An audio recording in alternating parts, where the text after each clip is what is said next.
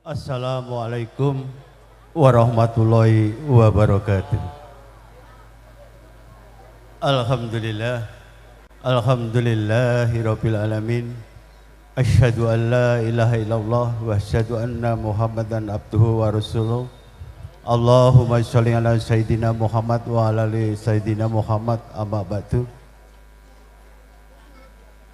Panjenenganipun para pepunden, para pinisepuh, sesepuh ingkang satuhu kinabekten, dumateng para priyagung, para manggalaning praja, saha satriyaning negari ingkang pinangka pandam panduming kawula dasih, dumateng para alim, para ulama ingkang pono ing pamawas lebda ing pitutur, ingkang tansah sumandhingan kitab suci wahyu ilahi pinangka kiblating manembah, dumateng para rawuh kakung Sumawana putri ingkang baraya agung trahambek berbudi dharma. Saderengipun kula matur wasing gadi, monggo tansah kula dherekaken ngujukaken raos puja puji syukur alhamdulillah wonten ngarsanipun Gusti ingkang Maha Wilasa.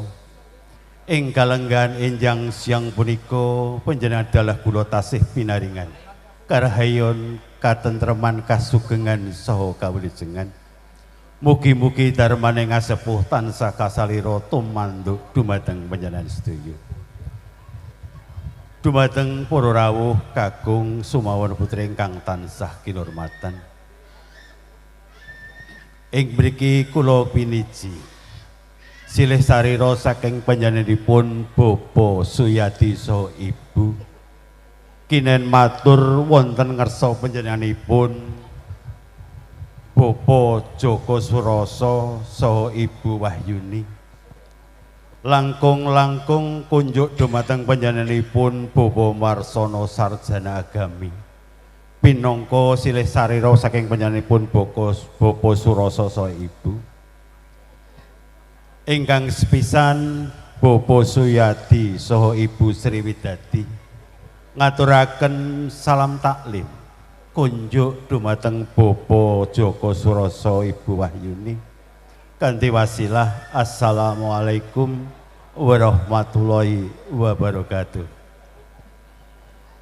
Angka kalihipun kula pinangka seleh sarira sakengipun panjenenganipun Bapa Suyadi nganti risang temanten jalu ingkang ngasesilih Aditya Widi Putranto putra putrinipun Bapa Suyadi Ibu Widadi ing sampun kelampahan ijab saha kabul kala wau enjang kirang langkung tabuh 7 enjang wonten Karangsana RT 3 RW sekawan Manggung Ngemplak Boyolali. Sedaya kula pikantuk surung do pangestu saking para pepunden, para pinisepuh sanak kadang wiwit purwa madya dumugi wusananipun sedaya kalawu sampun kaleksanan kanthi wilujeng nir ing boyor nir ing sakara-kara. Salajengipun risang temanten jalu kula aturaken badhe kawisuda pahargyan ing siang punika. Sawetahipun kula aturaken kunjuk dumateng Bapa Joko Surasa Ibu Wahyuni miturut adat widi widana ingkang lumampah wonten ing mriki. Jangkep angka 3nipun Bapa Suyadi saha Ibu Sriwidadi ngaturaken redana setunggal amplop abon-abon saha majemukan. Sedaya kala wau kunjuk dumateng Bapa Surasa saha Ibu Wahyuni mugi utampi kanthi renaning penggalih. Mugi-mugi sedaya kala wau dadosna rekataken pasederekan saha bebisanan.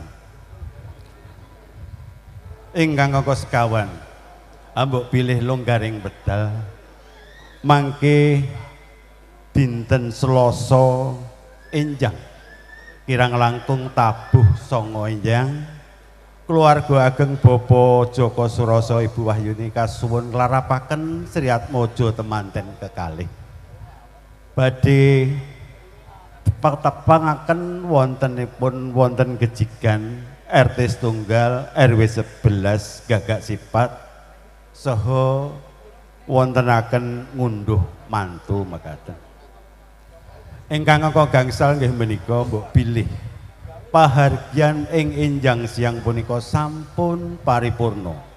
Kula sak rombongan nyuwun pamit. Mugi-mugi lampah kula saking ing mriki ngantos dumugi wonten gejigan nyuwun jurung tumang pangestu sak margi-margi wonten manggih rahayu wilujeng nir ing boyo nir ing sakara-kara. Mekaten ingkang saged kula aturaken ambek bilih kula matur kalantur-lantur kirang trep sila nyuwun agunging samudra Jalanidi. Pinangka pepet pepunten ing atur kula billahi taufik wal hidayah. Assalamualaikum warahmatullahi wabarakatuh. Nuwun matur nuwun.